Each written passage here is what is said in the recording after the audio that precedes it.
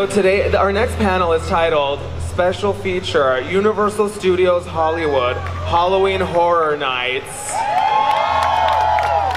So y'all are in for a treat, let me tell you. You're here to join us for a special reveal of the biggest theme park Halloween attraction in SoCal and beyond, here at ScareLA. Weeks before it opens its doors to thousands of horror fans in Los Angeles, so you get to be the first people to hear this. Yeah, it's going to be super exciting. We have the creative forces behind Halloween Horror Nights Hollywood, and they're here to share their experience with creating Halloween Horror Nights and reveal the extraordinary new scares fans can look forward to this season. So without further banter from these two menses and wigses, I'd like to bring out our first special guest. He is the creative director of Universal Studios Hollywood Halloween Horror Nights. Please welcome to the stage, John Murdy! And then we are going to bring up the art director of Universal Studios Hollywood Halloween Horror Nights, Chris Williams. Yeah. Thank you so much, guys. Take it away. Thank you. Thank you. Thank you. All right, I can't see any of you. How you guys doing? It's going to be a loud one in here today. We need your energy. Let's hear it. Thanks for coming today, guys. Got some special stuff for you guys to check out. All right. I'm John Murdy. I'm creative director, executive producer of Halloween Horror Nights. I'm Chris Williams. I'm production designer, art director of Halloween Horror Nights. And today what we're going to do is we're going to talk to you about a brand new maze that we announced earlier in the week. It's called Universal Monsters. Are you guys excited about that?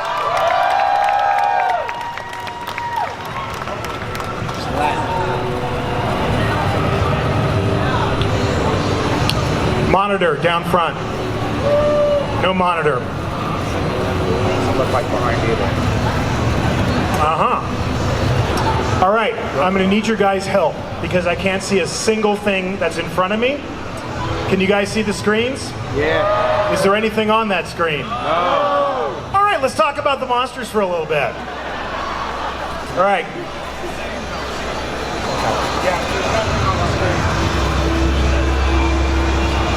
Okay, I'll tell you what. We're going to do something in theater that's called improvisation. Ooh. Are you familiar with it? All right. Let's start first of all by talking about the brand Universal Monsters. How many of you guys are Universal Monsters fans? Yeah. All right. Chris? Yes, I'm a huge fan. My history with Universal Monsters actually goes back to when I was a very, very little kid. I was 4 years old when my mom made the mistake of showing me a movie called Frankenstein, right? So I'm going to tell you this story, and I'm going to stretch it out, waiting for them to get this up on the screen so I can continue the presentation, because we have a lot of visuals that we want to share with you guys today. In fact, I brought a whole lot of stuff. We want to show you all of the character designs. Would you like to see those? Yeah. We're going to show you some of Chris's set designs. Would you like to see those? But first, I'm going to tell you a little family history about how I got into the Universal Monsters while we got a second. So I was 4 years old, right? My mom decides to let me watch Frankenstein. Now, this is back in the early 1970s. Do you guys, anybody remember in the 1970s when they used to show the Universal Monster movies on television all the time? Yeah? Late night stuff. Every town had like a horror host, and they'd always dress up kind of kooky. Do you remember the horror host in LA at that time? No, I grew up in Zachary? Oh, you grew up in Northern California. Zachary, wasn't he in East Coast? He might have been East Coast. Yes. But they would always replay the classic horror monster movies.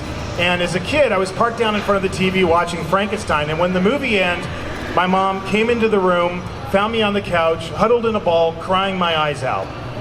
And at that time, she did what every mother would do in this situation. She thought, oh my God, I've traumatized my son. But that was not the case. I was crying, not because I was afraid of the monsters, but because I felt so damn bad for them. Do you know what I mean? If you go back and watch Frankenstein, what does that character want in the film? What is he constantly searching for? Love. Yeah, a friend. Everywhere through the movie, he's going around going, friend, friend, friend. And what is he greeted with in that movie? Pitchforks! Angry men and women with torches and pitchforks trying to kill him. Hey, look down, brother. So at a very, very early age, thank you very much, I became obsessed with Universal Monsters, and today we're bringing it all home. Today we're going to bring to life, through slides, what Chris and I and the people at Universal Pictures and the people at Dark Universe have been working on, which is going to be opening just a few weeks from now.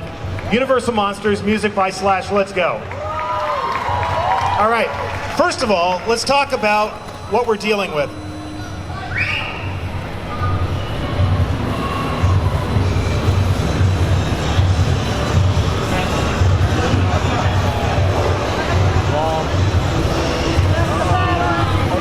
Clicker.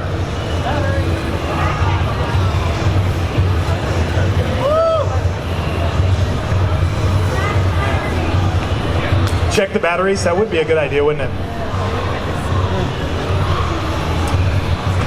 Somebody? Yo.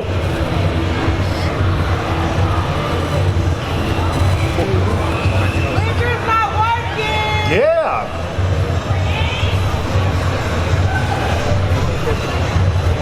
I'm gonna see if we can manually do this. Give me 1 second. Give this man a clicker!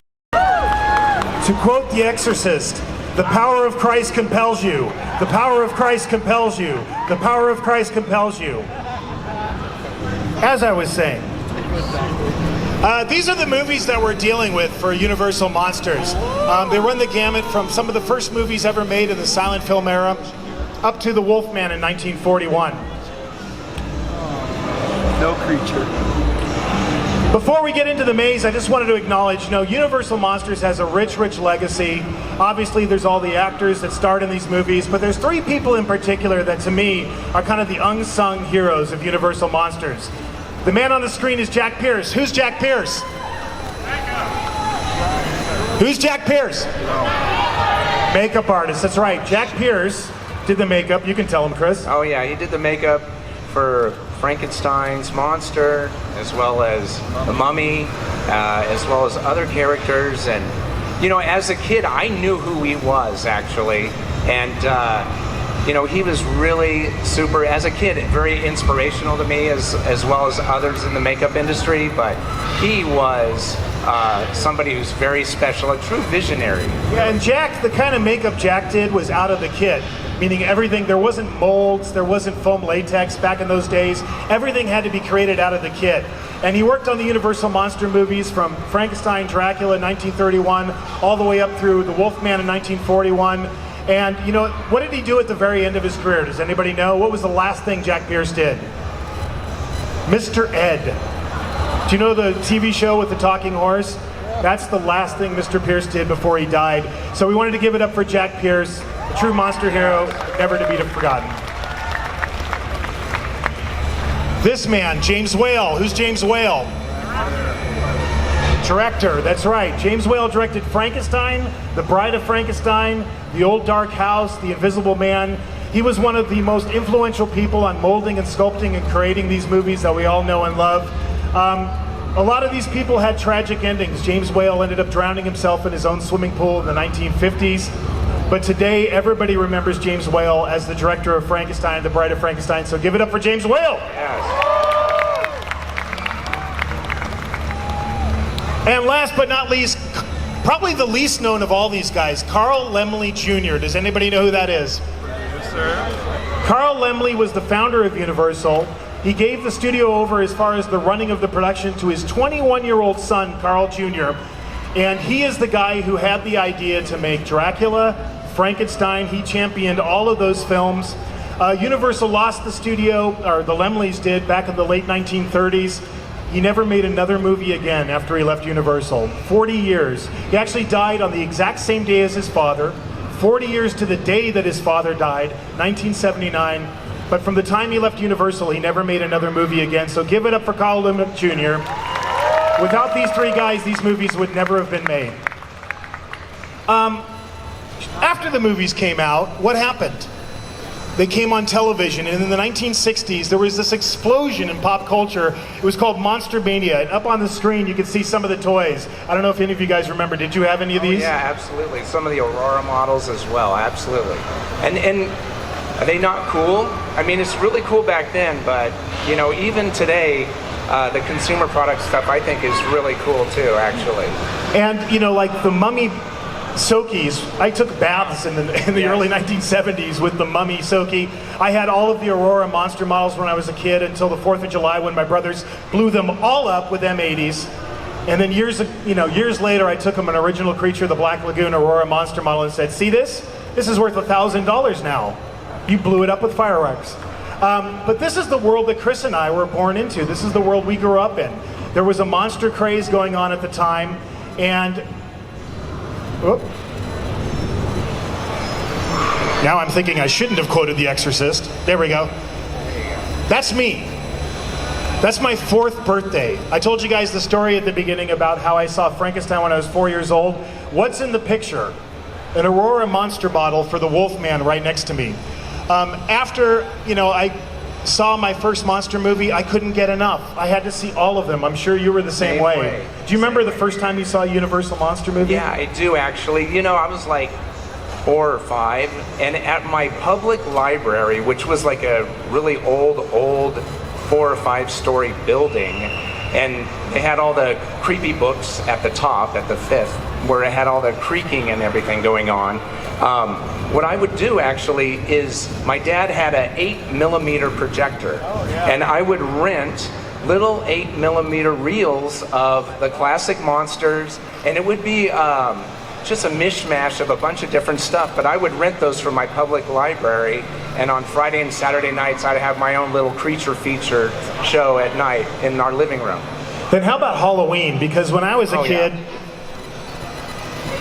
Hold on. There we go. Yeah, there we go. That's Halloween. Every single Halloween I had to dress up as one of the Universal monsters. The Wolfman, the Mummy with tennis shoes and gym socks, and Frankenstein. I don't know why I'm wearing a red cape in my Wolfman costume. I have no idea what I was going for at that time. Did you make costumes of the monsters? No, I did actually. You know, I was big into makeup like I had talked about. Actually, at age of 8, I had a Dick Smith monster makeup kit, for any of you guys know what that is, actually, and actually I still have it, actually, in a box and everything. And, you know, that was a big thing for me, is just to kind of crawl up into my own imagination, much like John, and come up within these characters and produce those, especially during Halloween time. You know, from 1st grade through 5th grade, I had to make sure that I won the costume contest in elementary school every single year. So, and most of those years were dressed up, honestly, as the classic monsters. 1st grade was actually Frankenstein. Nice. Then I discovered you could go to Universal Studios Hollywood and meet the monsters. This is 1972. If you look at me in this picture, I look like a kid that's in love. He's punch drunk. Yeah, and the poor guy playing the Wolfman's like, oh God, please, this kid's been following me around the park all day. Somebody take this kid away. And Universal, growing up in the 70s, Frankenstein was more or less the unofficial mascot of the theme park.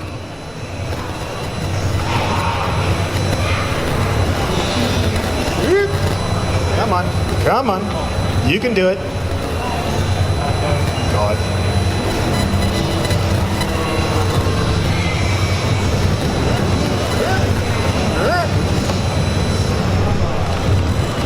One second. Can you advance that at all manually?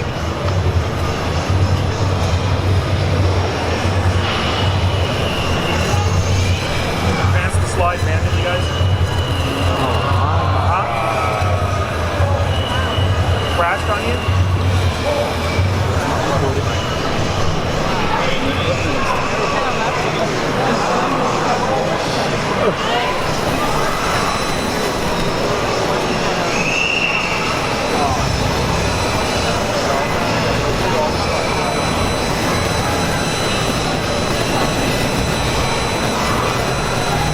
Okay, there we go. Sorry about that.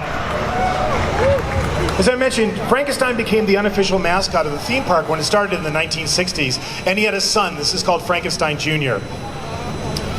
Then things got really weird. These are real pictures that I found in our archive. Nothing says Christmas more than the bird from Beretta, 2 goats, and Frankenstein's monster. This is how they celebrated Christmas. I remember seeing this as a kid. And then there were those shows that existed at Universal back in the early days. Land of a Thousand Faces, where they took 2 people from the audience and made them up as the Bride of Frankenstein and Frankenstein. Castle Dracula, which for some reason eventually starred the Hulk, as you can see in that advertisement. But both of these shows are shows I remember seeing and loving coming to the park as a young man. And this is an art and craft project I did in 1975 at my parents' house, and you can see all the Universal monsters are represented. I still have this plate, it's still in my house. I love the mummy. Yeah, and Blackula's in there too. Oh, awesome. And that led to a lifelong obsession with collecting the Universal monsters. This is my personal collection in my house. It's called the Monster Room. I have one of the largest collections of the world of Universal monsters. And actually, the monsters led Chris and I to meet. It's a true story. Chris, you could probably tell real quick. Yeah, I was working actually on the Chicken Run experience, believe it or not. Okay, so, but I was working on that with the creative department down in the lower lot studio, and then I also had an office where I would work on Halloween Horror Nights. And this is during the time when we had done it previously, from 1997 to 2001, during those times. So during the slower periods, I would work on other things, like I said, this Chicken Run experience. I was down in my other office space, and I kept looking in this individual's office who had this huge 6-foot poster, which is that one there, of Frankenstein's monster, basically. So I'm like wondering who this guy is, and it was several months before I had met John, actually, and got to know him and understood how much of a classic monster freak that he is, actually. And the Classic Monsters was actually the first thing that you and I ever worked on. We did a show at Universal. It was called Special Effects Stages. There it is. Doesn't want to show it to you, but there it is. And it had a whole set called Creature Factory that was all about the classic monsters. Chris did the art direction for that. I wrote it. And then together we built Universal's House of Horrors. Yes. Wow, look at that. Which was a permanent year-round walk-through attraction with all of the classic Universal monster movies. And then together we went on to do, of course, Halloween Horror Nights. These are just some of the many, many properties that Chris and I have done over the years. What's missing? Universal Monsters. The Universal Monsters. So now, after all these years, there we go. Yeah. Here we are today. Universal Monsters is now a reality. It's being built in the park as we speak, and Chris and I are going to take you through our thought process, because we approach this with one goal overall, which is to scare the living fill in the blanks out of each and every one of you, but to do it with the Universal Monster characters, right? We were very lucky. We had help along the way. I mentioned our friends at Dark Universe and Universal Pictures, and we had help from an artist named Crash McCreary. I'm sure you guys know his work. Yes. He did Jurassic Park, Pirates of the Caribbean, Edward Scissorhands, on and on and on. One of the greatest creature designers in Hollywood, character designers, illustrators.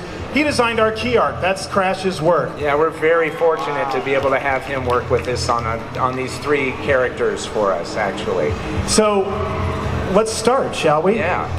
These are the movies we're dealing with. Again, I mentioned at the beginning, it starts with, in the very beginning, the very first Universal monster movie, 1923, Hunchback of Notre Dame, goes all the way up to the Wolfman, 1941. And one of the first things that we had to decide when we were conceptualizing this maze is, where do you begin?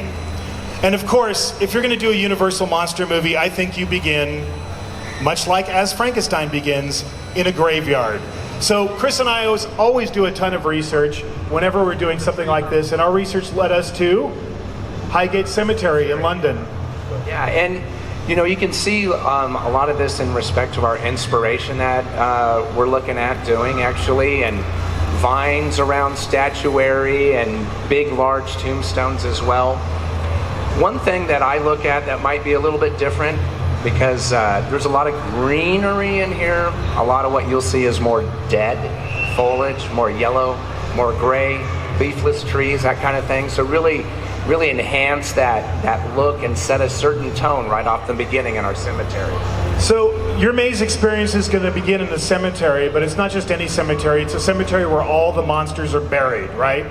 And you, mortals, by your mere profane existence, trespassing into this sanctum of sanctums, you have caused the monsters to rise from their crypt, from their graves, and get you. So game on, right? Yes. But we also wanted to look at some other influences as well. This is Jim Morrison's grave. It's outside of Paris. If you ever go to this grave, has anybody ever been there in Paris, Morrison's grave? What's all over it? Graffiti, right? Everywhere the fans of graffiti, Jim, see you on the other side. Everywhere. We liked that idea, somebody like profaning a cemetery. And then we started doing more research and we found that all over the world, spontaneously, there is street art about the universal monsters. These are just two examples that we found in our research. So as you approach this cemetery, it's going to be tagged. It's going to have graffiti, street art on the front of some of the different universal monster characters and some of the quotes associated with the films. Once you go into the graveyard, you meet your first universal monster, and that of course is the king of all universal monsters, Frankenstein's monster. Now the way Chris and I approached the characters, because this is an original take on the classic Universal Monsters films, is we wanted to look at the inherent story of every single character. Because if you boil all these movies down to their core, and in the case of Frankenstein, we're talking about a book by Mary Shelley, right? 200 years old this year, right? The horror in that book is scarier to me than anything you could put on the screen today. At its essence, it is about a corpse. Actually, it's about many corpses that Dr. Frankenstein exhumes from the graveyard, stitches the various pieces together, jolts it to life with electricity, and then expects everything to just be fine. But it's not. Because the essence of Frankenstein is he is dead, and he's been brought back to life, but brought back to life in a forbidden way. So we tried to distill that down to its essence, and for us it's reanimated corpse. Again, we do our research, so these are just a couple of research images that Chris and I pulled. One of them's Walking Dead, the work of our good friend Greg Nicotero. And the other one is Frankenstein in one of the later Frankenstein movies when he's set on fire. And we wanted to combine those two things, so gave it to Chris, and this is our concept art that came out. Yeah, so, hey, this is our original concept for that. You can see on the left side is the overall and the costume intent as well. And then on the right side is the more close-up look where we're really trying to push that exposed bone. You can see that with his skull, with the sutures still tied into his skull as well, with the rust and an extreme burned look as well, and really try to give him a more aggressive approach to this. And then I mentioned we had our friend Crash McCreary who was able to help us out. And Crash, as I mentioned, I'll bring it back up again. That's the concept artist that Crash did, and he added some elements that we thought were super cool, like those exposed teeth. So we gave that, Chris and I, to our creature creator, who is Patrick McGee of McGee Effects. And I'm going to share with you what Patrick's done with the sculpt. Into the PDF, it's having issues. This is our sculpt for Frankenstein's monster.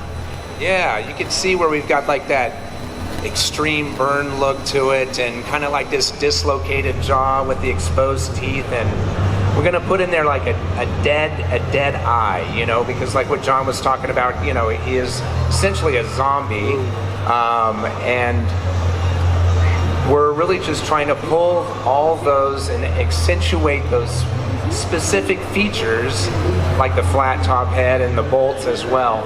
And then we'll take all that, like the bolts and stuff, and rust all that down.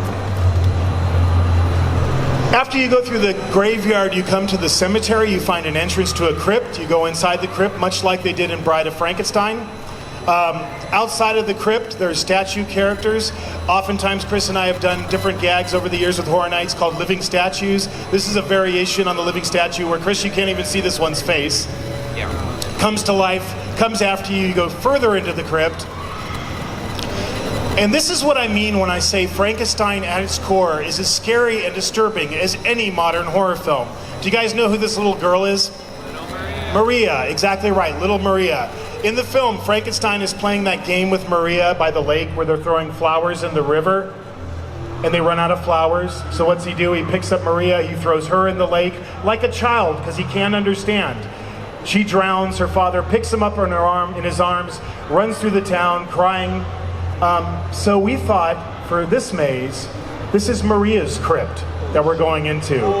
Frankenstein's gone in there looking for his friend. He's found her. Unfortunately, he's found her grave. He's taken off the lid, and when you come into the scene, he's got Maria, but she's been in there for a while. And she's a decomposed corpse that's rotting away. That's not the only thing in this crypt. There's also all of the corpses that have been buried in here that come to life, multiple characters that come to life. And then somebody else invades the crypt, much like in Frankenstein Meets the Wolfman. The Wolfman. Now, when you distill the Wolfman down to his core element, really that story is about the beast within. The entire movie, The Wolfman, was written by a man who was Jewish, and the movie came out in 1941, right at the beginning of World War II for the United States of America. The man actually wrote the movie to be a metaphor for what was going on in the world at the time. That's what made these movies so scary when they came out back in the early days, the 30s or 40s, is they were speaking to their times very distinctly. In this case, if you looked around the world in 1941, it seemed like men were truly turning into beasts, and that's why this man wrote the screenplay for The Wolfman. So we wanted to bring that out, but we wanted to show that transformation process as opposed to the full transformation. So this was our original design, which you and I kind of went back and forth and weren't all that happy with, honestly. That's our original intent. You know, we were trying to get some differences, but still push those really scary elements like the baring teeth as well. We're trying to pull up on, you know, the pointed ears, you can see, and really make him really aggressive and really intense. So then I mentioned again, Crash got a hold of this and he did his magic with it, as you can see, and this is the sculpt for our Wolfman. Yeah, this is through McGee Effects. It's sculpted out of oil-based clay that you can see really the fine details within around his eyes and everything. So they put a lot of time and effort into this, and you can see with the baring teeth that we've really captured that concept look to it. Yeah. And then one of the most labor-intensive parts of this process, of course, is adding all the hair. So all of those hairs have to be individually hand-punched into every single mask we make. But that's what our Wolfman is going to look like. Once you come out of the crypt, you're facing, which I think if you've been in the park, have you guys been in the park recently and over by Mel's Diner, you see this big turret rising, which I'm sure none of you figured out, right? None of you guys had any clue that we were going to do a Universal Monster Maze, right? You just saw this big castle coming up behind that giant construction wall. We want to take you into Frankenstein's castle, but we want to take it to you much like Bride of Frankenstein, where it's already started to go to hell. Because, like I mentioned, when I was 4 years old, who did I think the monsters of Frankenstein's were? I thought it was the villagers. I thought it was all the people running around with axes and torches and pitchforks. To me, they were scarier than the monsters. So we wanted to give these guys a role, bring them to life, and make them feel scary as well. First of all, this is Chris's design. Go ahead. Yeah, so what I do is I do little teeny, small little rough drawings, little elevations, and I do them actually in scale. Some stuff are like in little small 1/4 inch or even 1/8 inch scale. And then what I do is I give my little drawings to my art team. So this elevation was done by Troy Zimmerman, which you guys might know who that guy is anyway. So as we approach our castle, you know, it'll look like it's on fire. And through the windows, we'll have smoke roll out, and you can see the fire through the inside. Also projection, too. Yeah, as well as up above. You know, the castle's on fire, but the doctor's inside working. And you can tell by the electrical equipment above working and going off. And you'll see that as we approach. So look, we were really also trying to make the castle kind of, in a sense, be its own character. So I think you can kind of see like the face within, kind of like this little bit of a skull kind of face within, to try to make that facility really just look like a castle and a face within it. And then that you have to enter into its mouth inside to go into the experience. Now, swarming all around the outside of the castle are these guys, the angry villagers. But if you look back at the original film, they're all dressed in suits. It's like they all got dressed up to go out and attack the monster. Like They've all got like these fedoras three-piece suits and- on and fedoras. Of course, we wanted it to be more like the times the movie was made in or the times that the book was written in. So this is our design for the Angry Villagers.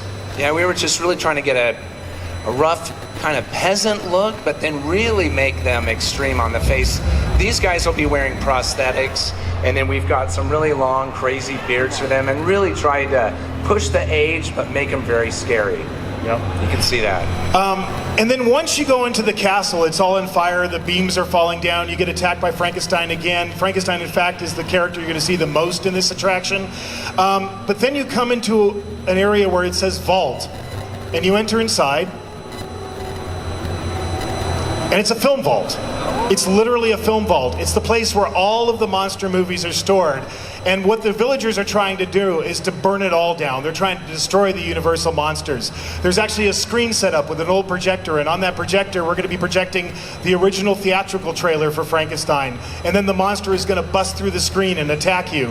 And as you go further into the castle, you start going down these hallways. And that's where you meet the next character. That's the Invisible Man. Again, we went to our research and inspiration for what to do for the Invisible Man. And actually, Chris and I looked back on an effect we did for Halloween 2, Hell Comes from Haddonfield. You Yeah. can describe how we did this? And you can see how we did this. We did this with UV fluorescent lighting, as well as fluorescent painting, where we had those skull pumpkin forms glowing, like you can tell. Then we had those floating without, kind of like in space, in this black void. And then we had costume characters wearing these masks, and they're all in blackout. So that theory is the same theory that we're pushing forward to our Invisible Man look. Yeah. So this is the design for the Invisible Man, and all the areas that you see have disappeared. That's how we're doing that effect. So you're going to run into him in the castle, and as you're going through the scene, you're going to hear organ music in the distance, as if somebody's playing an organ. Who can that be? Phantom of the Opera. That's our inspiration for the music. So how we approached the castle is to find a reason for why all these characters would be located within it, because all these movies take place in different countries, in different time periods. We looked at all the rooms you would typically have in a castle or a manor house, and then we found a reason for why one of our Universal Monster characters would exist in that room. So obviously for Phantom of the Opera, it's the music room. So this is just some research that we did when we were thinking about what we wanted that to look like. This is Chris's elevation. Yeah, you can describe what we're doing with the statues. This is one of the elevations of inside the music room, and it shows one big wall essentially, and through those arches are essentially plexi, so we can get some water effects. So we're down within the Phantom, but we're trying to let you and get an idea that we might be within the canals as well, and as well as we're going to do one of these living statue gags. As you see this elevation, we're going to walk parallel to this wall, and you know what we do is one of these things is not like the other in respect to the statues, and maybe some of them will come to life, maybe they won't. You never can tell. You never can tell. Oh. And then we come to the Phantom himself, who's seated behind the organ. For inspiration for the Phantom, you know, obviously there's the original character done by Lon Chaney. This is also from some of the later sequels. You know, in some iterations of the story, he was burned by acid. That's what caused his face to become disfigured. But when we look back to some of our sequels that we made to Phantom of the Opera, it's kind of tame as far as the level of detail of that scarring and that burn. And so we looked to movies like, you know, the Batman franchise, and the Two-Face character, took that as inspiration, gave it to our designers. Whoop. And then that's the intent, our intent. And you can see it's really extreme with that acid burn and that really exposed eye, and around by his cheeks, all that muscle tissue and sinew. And then we gave it to Patrick McGee. Just doesn't want to do it, does it? There it goes. There you go. And that's the sculpt for the Phantom character. So this sculpture, actually, for some of you that know a little bit in the effects industry, is sculpted by Jordu Shell. And he sculpted a handful, about 8 different sculptures for McGee Effects for us for Halloween Horror Nights. So if you know any of his work, I can tell you can see that I tell you, we're really bringing the best for you guys. Then once you go, there we go. Once you leave the music room, you come into the banquet room where there is the blood feast, and this is where you're going to meet Count Dracula and his brides, okay? Just like I mentioned before, we wanted to come up with a reason for why Dracula would be in this castle, so that's why we kind of went with the banquet room. There's a giant feast taking place in this room, except everybody who's been invited to the feast has been drained of all their blood, and the blood has been smeared all over the walls. And also you're looking out the window to the exterior of the castle. We're using projection again, so you're seeing this blood red sky, you're seeing vampire bats flying around. But before you get there... Yeah. So there's a... I'm sorry, go back. That's okay.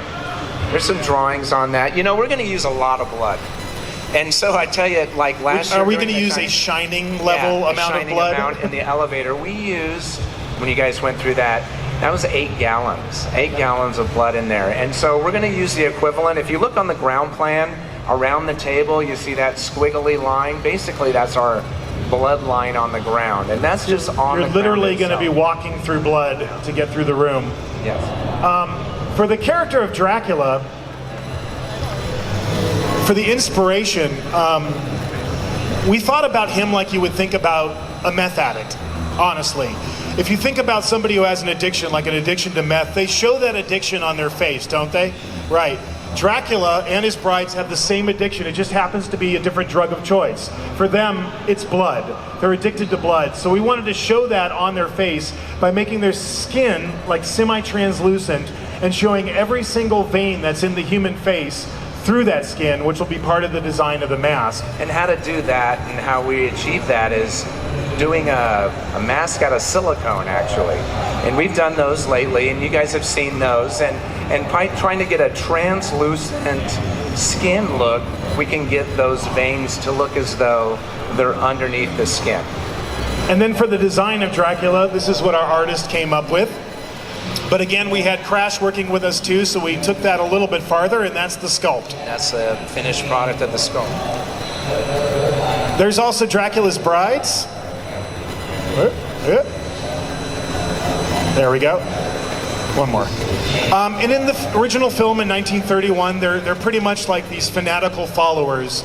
So that's what we kind of keyed into for these characters. They're the fanatical followers of Dracula, but we wanted to amp up the level of gore. That's why you see the picture of Carrie. So, gave this to our artists. And they would be covered in blood, you know, you would think that, you know. And that's what we did. And, you know, also we attached kind of like their little cape to their hands to try to get them a little bit more, you know, bat-ish a little bit. And this exaggerated in the makeup too, with the ears and the facial features. In fact, this is the sculpt. Every time I do one, I get 12. There we go. Yeah. That's the sculpt for one of the vampire brides.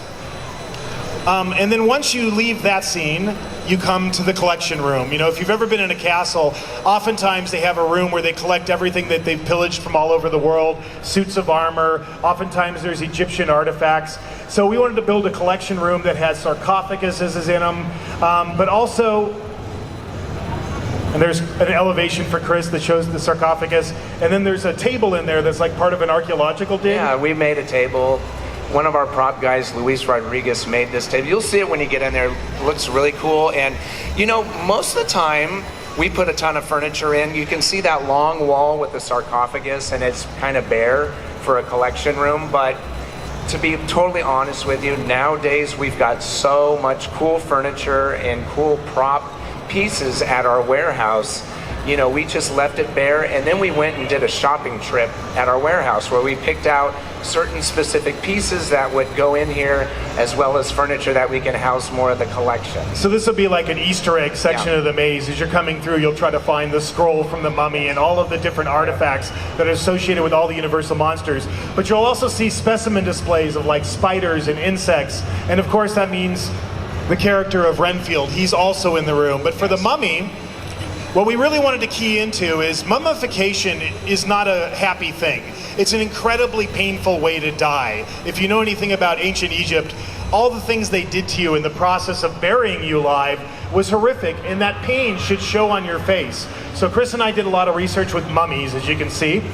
Some of these are mummies they found in Mexico. Some of them are the bog people from Ireland and other parts of Europe. But if you look at their faces, you can see how they died. They look like they're in agony. And we wanted our character to look like that as well. So this is our design for the mummy. Yeah, we took that what John's talking about, that scream, and took that and made it more aggressive, as though that mummy is really out to get you and it's super aggressive. So you could see it that we wanted a bare teeth and a big furrowed brow and no eyes.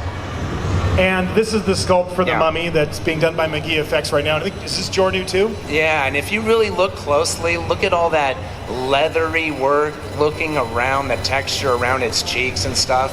This is really, truly an awesome sculpture. And then I mentioned that there's another character in the scene. He's from the movie Dracula. His name is Renfield. For Renfield, we kind of keyed in on two different things. Victorian madness was the main thing we were looking for. That picture that you see of the guy in the striped shirt, that is what a Victorian mental patient looked like. The other picture you see is the man who laughed, Conrad Veidt.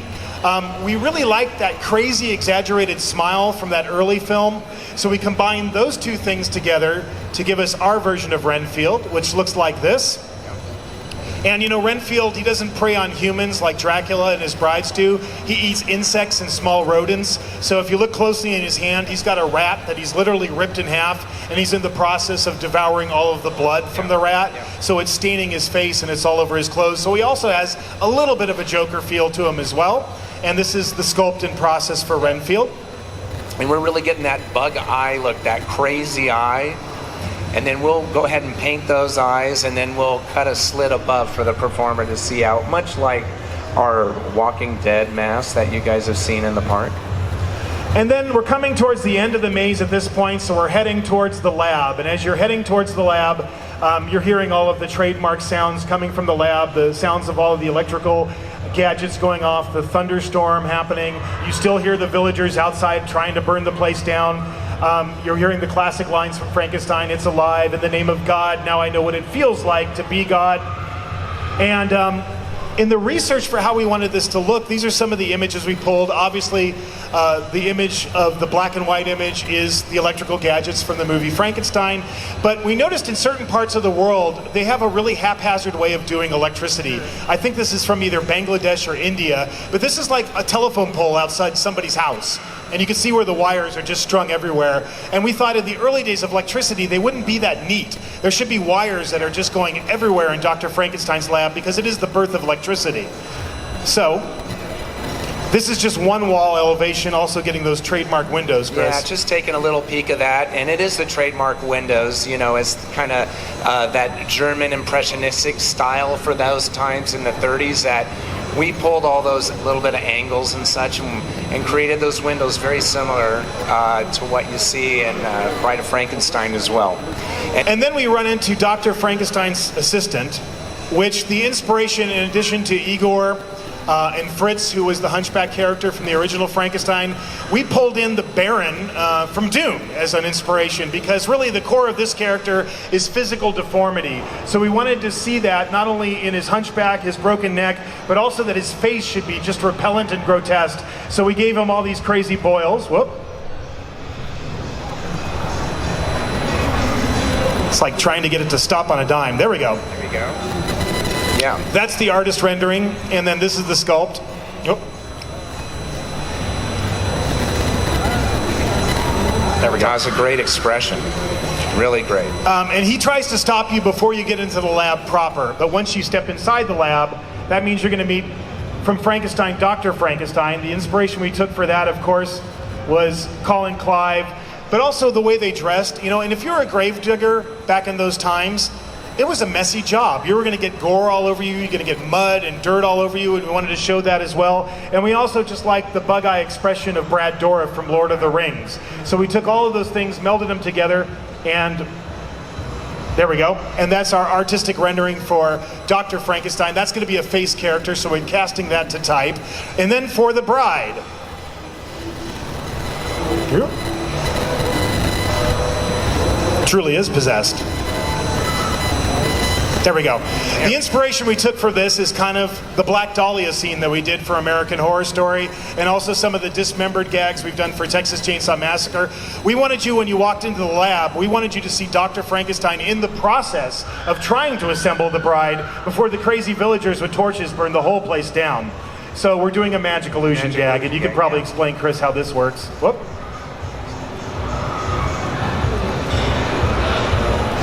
You guys have seen this similar gag before, which we just showed a couple production photos, but you can see here from a cutaway section view where our performer's located, and her upper half is located on the top part of the table. And this is, and then the lower half of the body is concealed underneath the table. So basically, the performer, you're using her body from her mid-torso up to her head and her arms, but then everything else is a magic illusion effect. And then at the top of the lab, on top of the slab, right next to the big electrical gadgets and the big switch, is Frankenstein's monster. He's got his hand on the switch when you come in. He looks at you, he says, "We belong dead." Throws the switch, and you're all blown to hell. Da-da-da. And it's a happy ending. But it's not over. Because we noticed where you exit this maze, and this maze, I should mention, is being built in Parisian Courtyard in Universal Plaza on the top deck of the theme park. Where you exit it, that takes you into a street in the park called French Street. And we thought to ourselves, well, wait a minute. We've got two Universal Monster characters whose stories take place in France. Who are they? Hunchback of Notre Dame. Hunchback of Notre Dame and the Phantom of the Opera. So taking a nod from the Monster Masquerade, or the Masquerade Ball from Phantom of the Opera, we decided that we would do a Monster Masquerade scare zone that is attached to this maze that you'll experience when you leave the maze. And it continues. This is a lineup of some of the characters in that scare zone. I'll take you through a couple of them. The Hunchback of Notre Dame. This is our design of the Hunchback of Notre Dame. He's going to be one of the featured characters in the scare zone, kind of like the King of Fools festival that took place in the movie. And that's the sculpt. Oh, we're so close. There we go. Oh, that's the sculpt for Hunchback. And then the Masquerade characters themselves are all going to be iterations of the monsters, but done stylistically. So there's an Egyptian character, there's a vampire character, there's a wolf character, there's a Frankenstein's monster character, and they're all attending this Dance of the Dead, this Masquerade Ball.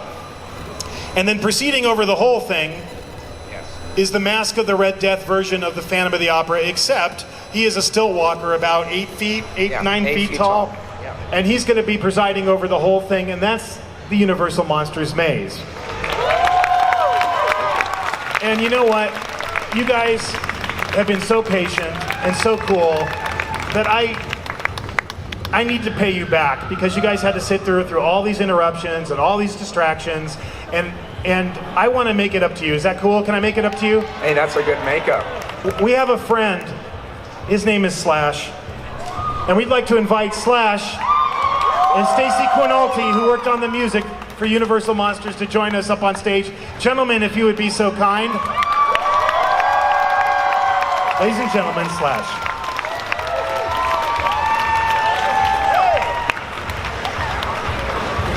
Right on. So Slash, let's go back in time for a second. We all met in 2013 when you came to Halloween Horror Nights, right? Right. And what did you come to see that you wanted to see more than anything? Well, you know what it was? I just came for the whole thing. I kept hearing how great Halloween Horror Nights was.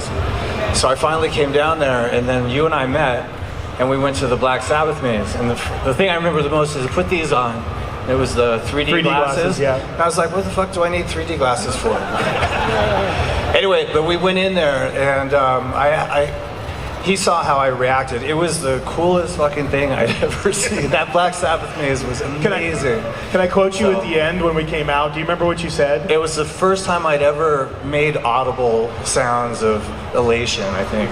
I was actually going, I can't repeat it now, because. But you came out and you're like, can we do this together? Can we do something together? Like literally right after we came out of the maze. So I put my head together with Chris, and I said, hey, Slash came to the event, he really dug it, he wants to do something with us. So we came up with an original idea that we did in 2013. It was called Clowns 3D. It was an original story that Chris and I put together, and then we brought Slash together with Stacy Quinalty, who I'll introduce over here. Stacy's our music producer that works for us at Universal Studios, and he produces all kinds of music for the park and original music as well. And so I put Stacy and Slash together, and you guys created the score for Clowns. Right. Well, so basically, inspired by the idea of doing the Clowns, I wrote some theme music, and I introduced that to Stacy here, and Stacy did the sound design, and it just came out pretty awesome. Yeah, this guy's brilliant. And there's a couple pictures. There's Slash inside Clowns. With those crazy glasses on. And he even had a cameo. I don't know if you guys picked this up in Clowns, but there was that crazy clown car at the end, and it like came at you out of the dark. And if you looked carefully, there was a clown version of Slash in the clown car. But this time, there we go. Oh, no, don't. Oh God, I'm gonna leave it here, guys, because I'm so paranoid that if I touch this damn thing, it's gonna tell you the trivia question, and then I'm gonna have to take this behind the scenes tour and front of line passes that I was gonna give you and rip it to freaking shreds. Okay, so I'm not gonna touch the clicker anymore for the rest of this presentation. I'm just gonna park it up there and talk to you about the maze we're doing right now, which is Universal Monsters. So as soon as I found out we were gonna do this, I picked up the phone and I called this man. Then he called me up and he goes, "We're doing a Universal Monsters maze with all the original Universal Monsters. Would you like to do the music?" And I was like, "Yeah, definitely." So I got to work on working out a cool sort of theme for the entire thing. And I hooked up with Stacy here, and we started working together like we did the last time. But this time was a lot more extensive. I got a guitar synthesizer. I started doing all kinds of orchestrations for different instruments, doing this basic idea and all different kind of musical tones, and because of the different periods, and the different kinds of monster themes, having different versions of this same melody with different feels and different instrumentation. And then I worked tightly here with Stacy to sort of give it the sound design and do this kick-ass stuff that he does. And it came out really awesome. Yeah, totally awesome. Really, really excited. So it's amazing to have Slash part of our attraction again. Slash and I worked together years ago on Clowns. It was really, really fun. And to be able to get together and do this again at that level and the depth we did, it was really amazing. So first of all, how about for John and Chris, a big round of applause for their amazing inspiration. And that takes us to, go ahead, John. Well, I have a question. Do you guys want to hear some music? Would you guys we haven't played this for anybody, seriously. Literally just us and a couple of people have heard any of these tracks. And what I was originally, when I started hearing the tracks as these guys were sending them to me, what I was so impressed with is, number one, the scope and variety of the music. Clowns was essentially one track, really, just arranged different ways as we went through the different scenes. If I'm not mistaken, there's 19 different tracks to this maze. Is that correct? Yeah, that's correct. So we wanted to take a different approach this year, which was, instead of letting one song route through the whole attraction and then everything be effects and scares beyond that, we really got together, Slash and I and John and Chris, and said, hey, let's really try to score this thing so it's really specific to each room, which is a challenge for us, very time consuming, but really fun. So it allowed us to go through each room and each space and devise how they would sound and what we thought they would be. And Slash came out with these great melodies, and then we turned them into tunes. Yep. So go ahead. Do you have a favorite, by the way, of all the tracks that you've written for this maze? Well, I was listening to him in the kitchen before he sent him over to me, and they're all really cool, and I'd hate to say one's better than the other, but the Masquerade is pretty cool. The dubstep thing is pretty wild, but the collections room, there's just a bunch of different. It's cool because it does all these different genres of music, so it's not just one type of music. It really depended on what we were going for in the scene. Dracula, yeah, Dracula is very different. Phantom is almost, dare I say, operatic. Yeah. Did I pronounce that correctly? Yeah, music guys. Yeah, exactly. I think there's quite a bit of themes in there where there's industrial areas, industrial zones. We have the cinematic, operatic themes. We have more of the melodic, old school, and very, very themed to the character, like Dracula and the collection room. Then we also just did some stuff for fun, which is like, hey, let's do a dubstep version and do something really kind of cool, which we ended up loving, and you'll hear that as one of the main entry areas. I have to say that the dubstep sound I asked you to do because you did that thing for, the walk-in Universal Monsters maze that you had the standalone one for a long time. Yeah, House and of Horrors, there was that incredible music that was in there. Yeah, for Monsters Remix. Yeah. So I wanted to revisit that. Yeah, so that was fun. That was really fun. Cool. Well, do you guys want to play a track? Yeah, let's do it. All right. We Yeah, we can. Yeah. Yeah, so here's like the first track we started on, and then it kind of became the main theme is behind some of the marketing things that you will see, and I'll roll it. And turn it up. Crank it up. It's rock and roll. Featuring Slash, everybody.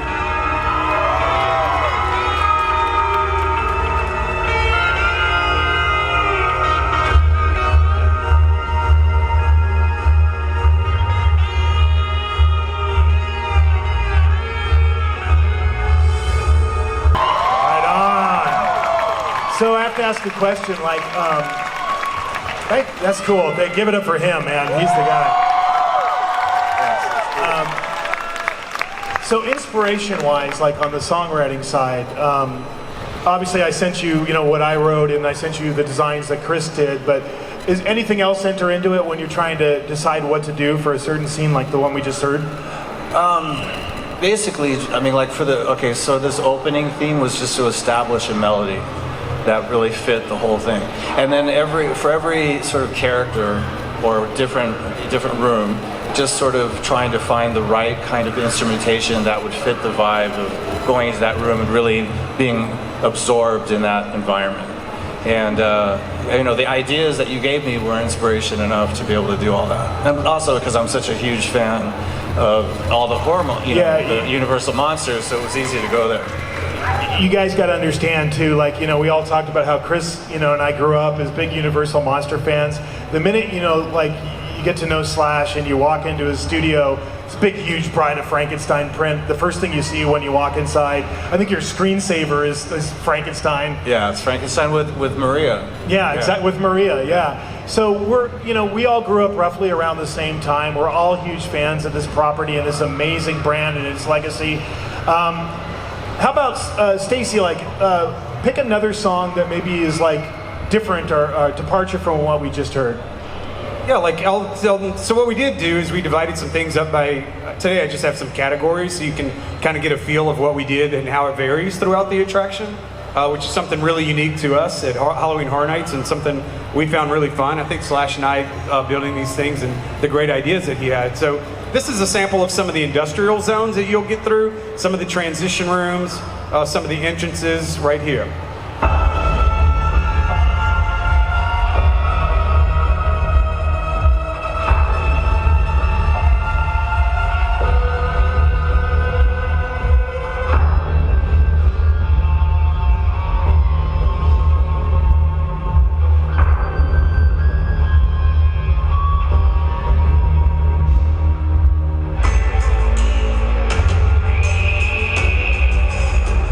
That's some of the industrial stuff, and this is, thank you. This is like their cinematic, more violin and opera. Yeah, just do that one. So this is another. Sorry, we just turned ScareLA into a listening party. Is that cool with you guys? All right, just checking. Yeah, you guys are definitely the first ones to hear this. You stuff, literally so. are. Nobody's heard this.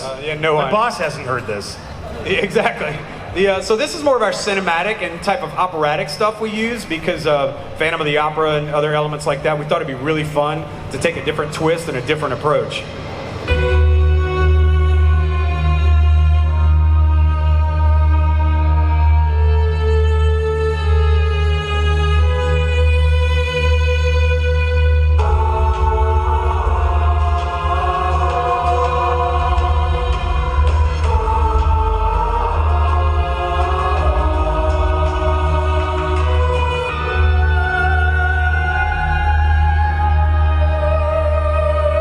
Violin there, I'm hearing a woman singing.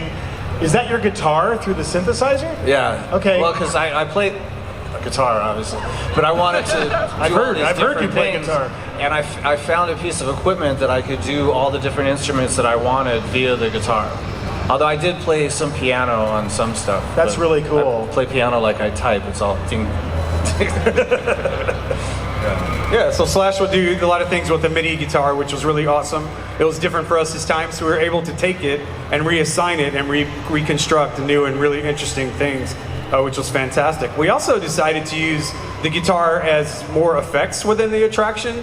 So instead of just constantly having spider sound effects if we had spiders, or some kind of crazy other sound, we wanted to use guitar to do some really unique things, and here's a little sample of that.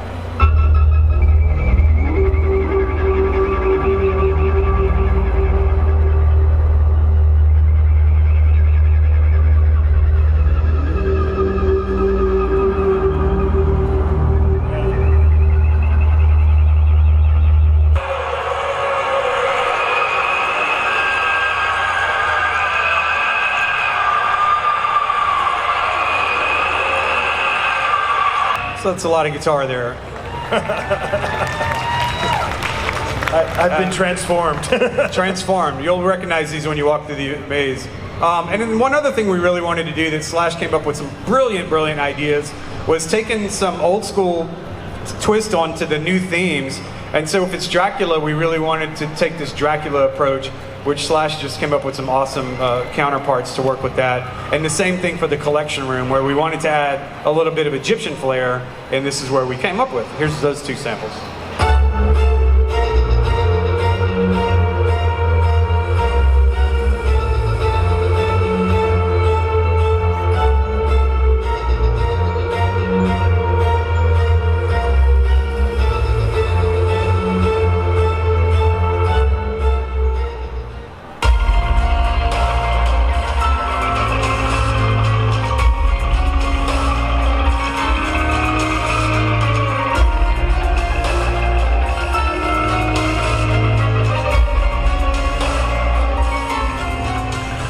There you go. I am gonna live in this maze. I am never gonna leave. I'm just gonna set up a bed in the corner and live there. It's gonna be so cool, man. Well, you really see the variation, the variety of music styles. So it's not just one particular thing that we ended up going with it, and really made it a lot of fun. And we also have these other couple tracks I'd love to play at least a piece of, yeah? Do you guys want to hear more? All right. Hey, you guys dig what you've heard so far? Here we go. We can crank this up. This is the very walkout, the end of the maze.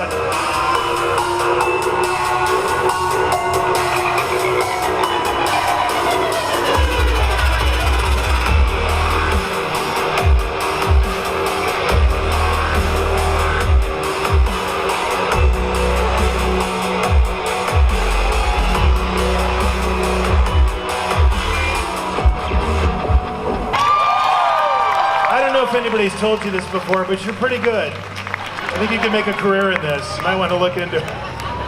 Yeah, where do you hear solos like that? Come on, it's Slash. Give it up. You know, it's easy for me because I'm a big fan of Slash, so it's really easy to be able to get this and really honored to be able to get this far with it. And then, you know, we have the French Street track, the Masquerade. Yeah, so that's so what you just heard, just to let you know, set it with the maze. After Frankenstein blows you all to hell and tells you we belong dead, that's why you're hearing that sample of that line in that track, because as you leave, that's what you're listening to is the track that we just played. And of course, if you know our mazes, there's always the final scare, and then what follows it? The final scare. And then there's the final scare. And then there's the final scare. And then when you're finally done with the whole damn thing and you've gotten to French Street and you take a deep breath, we watch you guys every year. Chris and I stand at the exit of mazes and we watch what you do. And I've noticed over the years you do this. You get out of a maze and you go, and that's when you're most vulnerable. And that's when we're gonna prey on you. Because that's what we do. So we decided that we weren't just happy ending the maze where we were ending it. We decided to carry it on all down French Street with another scare zone that's tied to the maze called Monsters Masquerade. And this is the music for that. Here we go.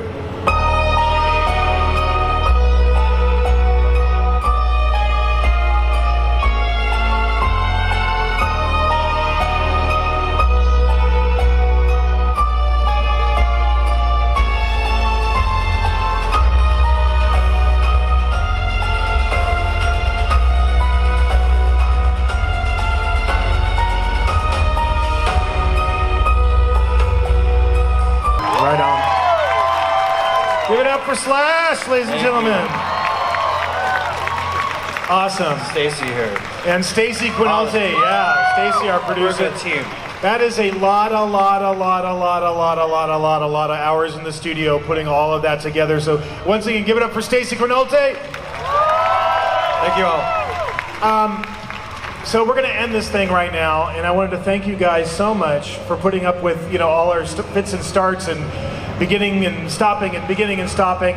Thank you for being patient. We truly appreciate it. I hope we made it up to you by having our little listening party today, which, like I said, you guys are the first people who've heard all of this.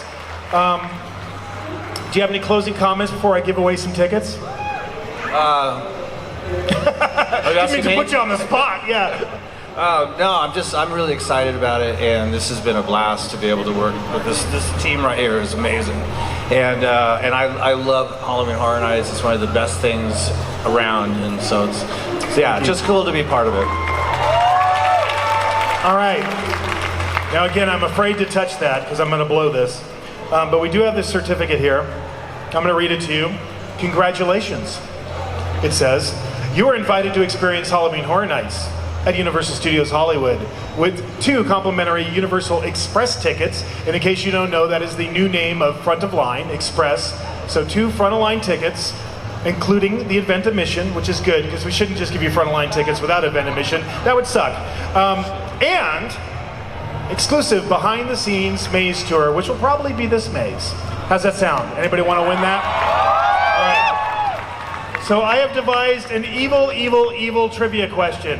So evil that none of you will know it, and I'm going to have to rip that thing into shreds, and that'll be it, and everybody will go home empty-handed. Unless you guys are monster fans. Are you guys Universal Monster fans? Do you know your Universal Monster history? Yeah? Okay. Here's how this is going to work. I'm so afraid to touch this after today. I just want to smash it into a million pieces live on stage. Mic drop, out. I'm going to tell you the question, and then I'll show you the pretty picture at the end so I don't blow it. A famous actor, very famous actor, you might even say he's an actor-director, got his start at Universal Studios as a contract player, which meant that he worked for Universal and was assigned various roles, doing little bit parts, sometimes getting a credit, sometimes not getting a credit. In the case of this movie, he did not receive a screen credit, but he appeared in a famous sequel to a classic Universal monster movie. And I will accept the name of the movie or the name of the sequel that he was actually in. I'll take either one. But I'm going to tell you what his role was, and then I want to see a show of hands. And if you yell it out, I will smash this monitor, I will smash this clicker, I will be like Samson and tear this whole goddamn place down to the ground, okay? So hands up, and we'll call on one of you, and then you tell me the answer. And if you win the tickets and the behind-the-scenes tour. The role he played was lab technician in a Universal monster movie. And you, sir, stand up and come over here so I can hear you. I saw your hand go up first. Lab technician in a Universal monster movie. What is the name of the actor? We're looking for the actor. Oh, okay. All right. Right back there, the hat, the baseball hat, stand up. Who is the actor that appeared as the lab technician in a Universal classic monster movie? There we go. He's going to give it to you. Do you know it? Revenge of the Creature, Clint Eastwood. You are absolutely right, and I love you so much because that proves you are a classic Universal monster fan. So you're going to be joining us for front-of-line tickets to Universal Studios Hollywood, Halloween Horror Nights 2018, and a behind-the-scenes maze tour of this very maze that we showed you. Is that okay with you? All right, all the information is on there. We'll be looking forward to seeing you soon. And good job, man. That isn't hard. And you know what? Now I'm going to show you that he's absolutely right. Clint, go watch Revenge of the Creature, Clint Eastwood. All right. On behalf of Scare Los Angeles, thank you very much for having us today. We greatly appreciate it. Thank you to Chris Williams, our art director, production designer. Thank you to Slash and Stacy. We're going to do a little bit of press, and then we'll be out. We'll be happy to meet you guys and say hi and talk to you guys later. We're going to have to do some press interviews, but we'll be out and about. Look forward to seeing you out there. Look forward to seeing all of you at Halloween Horror Nights 2018. Thank you very much.